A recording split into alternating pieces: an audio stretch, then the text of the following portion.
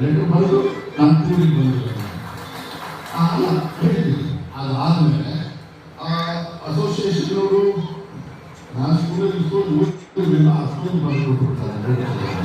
ಏನೇ ಸಮಸ್ಯೆ ಅಷ್ಟಿದೆ ನಾನು ಹೋಗ್ತೀನಿ. ಅದಕ್ಕೆ ನಾವೇನು ಮಾಡೋಣ ಅಂತ ಹೇಳಿದ್ರೆ, ನಾನು ಕೌರಪುರ ದಯವಿಟ್ಟು ನನಗೆ ಎಲ್ಲ ಬೆನಿಫಿಟ್ ಇಟ್ಕೊಳ್ಳೋದಕ್ಕೆ ಆಸೆ, ಅದನ್ನು ಪರಿಹಾರ ಕೊಡೋದಕ್ಕೂ ನನಗೆ ಭಾಳ ಆಸೆ. ಅದಕ್ಕೆ ಸಮಯ ಬೇಕಾಗ್ತದೆ. ಯಾಕಂದರೆ ನಾನು ಬಂದು ಇನ್ನೂ ನನಗೆ ದಿವಸ ಆಗಿಲ್ಲ. 5 ವರ್ಷ ಕಾಯಿದೆ ಅಂತ ನಾನು ಹೇಳೋದು, ಗ್ಯಾರಂಟಿ ಅಂತ ಹೇಳೋದಿಲ್ಲ. ಕೆಲವು ವಿಚಾರಗಳಿಂದ ನಾನು ಭಾಳ ತಕ್ಷಣವಾಗಿ ಡಿಸಿಷನ್ ತಗೊಳ್ತಕ್ಕಂಥ ಆಸಕ್ತಿ ಇದೆ ನನಗೆ. ನನ್ನ ಹೊರಟಿ ಅಧಿಕಾರಿಗಳು ತುಂಬ ಇದೆ, ನಾನೆಲ್ಲ ನೋಡಿದೆ. ನಾನು ಅದರ ಪ್ರಶ್ನೆ ಕೂಡ ಆ ಉತ್ತರವನ್ನು ನೀವು ಏನು ಕೊಟ್ಟಿದ್ದೀನಿ, ನಿಮ್ಮ ಇಷ್ಟು ವರ್ಷದ ನಿಮ್ಮ ಹೋರಾಟಗಳಿದ್ದಾವೆ, ಅದನ್ನು ನಾನು ಅರ್ಥ ಮಾಡ್ಕೊಳ್ಬೇಕು. ಈ ಓದೋದ್ರ ಜೊತೆಗೆ ನಾನು ಸ್ವಲ್ಪ ದಯವಿಟ್ಟು ನಾನು ಮನವಿ ಮಾಡ್ತೀನಿ, ಯಾವಾಗಲೂ ಬರಲಿ.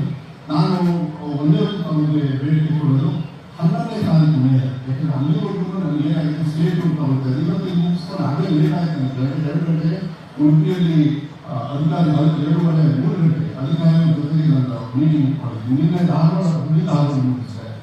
ಹೊರಟಿ ಸಾಲ ಹೇಳಿದ್ರು ನೀವು ಬೇಗ ಮುಗಿಸ್ಕೊಂಡು ಬಂದು ಇಲ್ಲಿ ಅಂತ ಹೇಳಿ. ಅಂದರೆ ನಾನೇ ಡಿಸ್ಟ್ರಿಕ್ಟಲ್ಲಿ ಹೋಗಿ ಅಲ್ಲಿ ಏನೇನು ತಪ್ಪು ಇದ್ದಾವೆ, ಏನೇನು ತೊಂದರೆಗಳಿದ್ದಾವೆ ಅಧಿಕಾರಿಗಳ ಜೊತೆ ಹೋಗಿ ಮಾತಾಡ್ತಕ್ಕಂಥ ಒಂದು ಮನೋಭಾವನೆ ಇರಬೇಕಾಗ್ತದೆ. ಯಾಕೆಂದರೆ ಮಂತ್ರಿ ತನಕ ಬೆಂಗಳೂರಲ್ಲಿ ನಮ್ಮ ಕೆಲಸ ಮಾಡೋದಲ್ಲ, ಜೊತೆ ಇದು ಮಾಡಬೇಕಾಗುತ್ತೆ. ಯಾಕಂದರೆ ನೀವು ಹೇಳಿದ್ರಲ್ಲ, ನೀವೆಲ್ಲ ಭಾಳ ಕಷ್ಟಪಡ್ತೀವಿ. ನನಗೆ ಗೊತ್ತಿದೆ ಕೆಲವು ವಿಚಾರಗಳಂತೂ ಭಾಳ ಈಸಿ ಅನಿಸುತ್ತೆ. ನಿಮ್ಮನ್ನು ಬೇರೆ ಶಿಕ್ಷಕರ ಸಮಾನತೆಗೆ ತರ್ತಕ್ಕಂಥ ಕೆಲವು ವಿಚಾರಗಳನ್ನು ಹೇಳ್ತೀನಿ, ಅದನ್ನು ಭಾಳ ಕಷ್ಟ ಆಗದೆ ಇರ್ಬೋದು. ಯಾರು ವಿರೋಧ ಮಾಡೋದು ಅವ್ರು ಮಾಡ್ಕೊಳ್ಳಿ, ಆದರೆ ನಿಮ್ಮ ಪರವಾಗಿ ನಿಲ್ತಕ್ಕಂಥದ್ದನ್ನು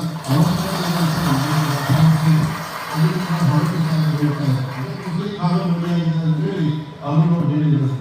ಅವರಲ್ಲಿ ಅಂತಾಯ ಎಕ್ಸ್ಪೆಂಡಿಚರ್ ಇಲ್ಲೇ ಇರೋದ್ರಿಂದ ನನಗೆ ಗೊತ್ತಿರೋ ಪ್ರಕಾರ ನಾನು ಆದಷ್ಟು ಬೇಗ ತೀರ್ಮಾನ ತಗೊಳ್ತೀನಿ.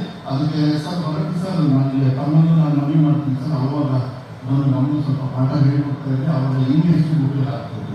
ಯಾಕಂದರೆ ನೀವು 12 ಬಿಟ್ಟರೆ ಕಷ್ಟ ಆಗ್ತದೆ ಸರ್. ಅದನ್ನು ಇಷ್ಟು ಹೇಳಿ ನಾನು ಮತ್ತೆ ವೈಯಕ್ತಿಕವಾಗಿ ಏನು ಹೆಚ್ಚು ಭಾಷಣ ಮಾಡೋದಕ್ಕೆ ಹೋಗೋದಿಲ್ಲ. ಭಾಳ ಸಂತೋಷ. ನನ್ನ ಕರ್ತವ್ಯ ಅಂತ ಈ ಸಭೆಯಲ್ಲಿ ನಾನು ಪಾತ್ರರಾಗಿದ್ದೀನಿ. ಮತ್ತೆ ನನಗೆ ಆಸೆ ಇದೆ ಈ ಸಮಸ್ಯೆಗಳನ್ನು ತಿಳುವಳಿಕೆ ತಗೊಂಡು ನಿಮಗೆ ಒಂದು ವಿಶ್ವಾಸವನ್ನು ಕೊಟ್ಟು ಹೋಗ್ತೀನಿ. ಸಮಸ್ಯೆಗಳಿಗೆ ಆದಷ್ಟು ಎಷ್ಟು ನನ್ನ ಇದ್ದೇವೆ ಪರಿಹಾರವನ್ನು ಕೊಡ್ತಕ್ಕಂಥ ವ್ಯವಸ್ಥೆಯನ್ನು ನಾನು ಎಲ್ಲ ಹಿರಿಯರ ಜೊತೆಗೆ ಅನುಭವಿಸಿದ ಜೊತೆಗೆ ಕೂತ್ಕೊಂಡು ಚರ್ಚೆ ಮಾಡಿ ಆದಷ್ಟು ಬೇಗ ತೀರ್ಮಾನಗಳನ್ನು ತಗೊಳ್ಬೇಕಂತ ಕೆಲಸವನ್ನು ಮಾಡ್ತೀನಿ.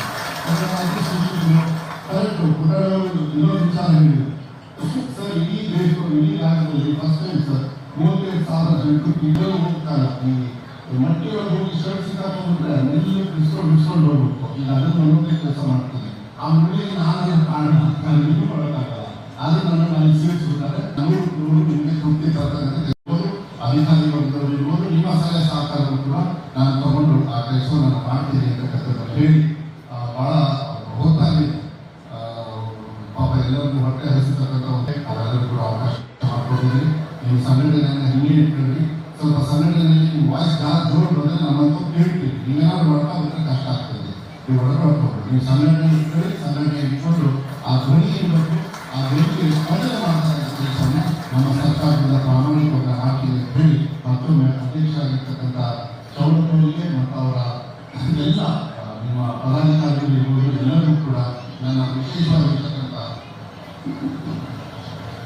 ತಮಗೆಲ್ಲರೂ ಕೂಡ ನನ್ನ ಗೌರವ ಸಲ್ಲಿಸಿದರು ಕೊಡ್ತಾ ವೇದಿಕೆ ಮೇಲಿರ್ತಕ್ಕಂಥ ಎಲ್ಲರಿಗೂ ಕೂಡ ಗೌರವ ಕೊಟ್ಟು ಎಲ್ಲ ಪ್ರಶಸ್ತಿಯನ್ನು ತಗೊಂಡಿರ್ತಕ್ಕಂಥ ಎಲ್ಲರಿಗೂ ಕೂಡ ವಿಶೇಷವಾಗಿ ಇಂಥ ಒಂದು ಏನು ಭೀಷ್ಮ ಅಂತಕ್ಕಂಥ ಒಂದು ಬಿರುದನ್ನು ನನ್ನ ಹೊರಟಿಯವರಿಗೆ ಅರ್ಥಪೂರ್ಣವಾಗಿರ್ತಕ್ಕಂಥ ಒಂದು ಪ್ರಶಸ್ತಿಯನ್ನು ತಾವೇನು ಇವತ್ತು ಪ್ರದಾನ ಮಾಡಿದ್ದೀರಿ. ನಿಜವಾಗ್ಲೂ ಅವ್ರು ಯಾಕಂದರೆ ಎಲ್ಲರಿಗೂ ತಗೊಳ್ಳಲ್ಲ ಅಂತ ಹೇಳ್ತಾ ಇದ್ರು. ಆದರೆ ನಿಮ್ಮನ್ನ ಆ ಪ್ರಶಸ್ತಿಯನ್ನು ನಿಮ್ಮಿಂದ ಸ್ವೀಕಾರ ಮಾಡಿದ್ದಾರೆ ಅಂದರೆ ಅವರಿಗೆ ನಿಮ್ಮ ಮೇಲೆ ಇರ್ತಕ್ಕಂಥ ಕಾಳಜಿ ಎಷ್ಟು ಅಂತ ಹೇಳಿ ಹೆಚ್ಚು ತೋರಿಸ್ತಾರೆ. ಹೇಳಿ